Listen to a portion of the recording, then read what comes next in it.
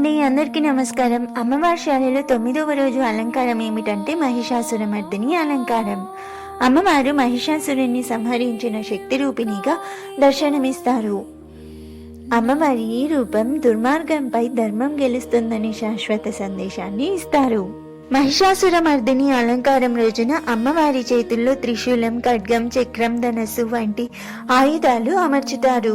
పాదాల కింద మహిషాసురుణ్ణి అనగదొక్కిన రూపంలో దర్శనమిస్తారు.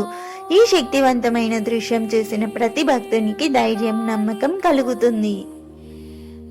మీకు తెలుసా, మహిషాసురమర్దిని అలంకారం వెనుక గొప్ప ఆధ్యాత్మిక సందేశం ఉంది. అమ్మవారు ఈ రూపంలో దుష్ట శక్తులపై సత్యం, ధర్మం ఎప్పటికీ గెలుస్తుందని బోధ చేస్తారు. ఈ రోజు అమ్మవారిని పూజించడం వలన భక్తులు కష్టాలు, అడ్డంకులు, శత్రువులపై విజయాన్ని పొందుతారని నమ్మకం. భక్తుల మనసుల్లో ధైర్యం, శక్తి, నమ్మకాన్ని నింపే ఈ అలంకారం అత్యంత పవిత్రమైనదని భావిస్తారు. మన కడప అమ్మవారి శాలలో జరిగే మహిషాసురమర్దిని అలంకారం భక్తులందరికీ విజయశక్తి, ధైర్యం, ఆశీర్వాదాలను ప్రసాదిస్తారు. దసరా ఉత్సవాల్లో ఈ అలంకారం అధర్మంపై ధర్మం ఎల్లప్పుడూ గెలుస్తుంది అనే సందేశాన్ని అందిస్తుంది. ఓం శ్రీమాత్రే నమః.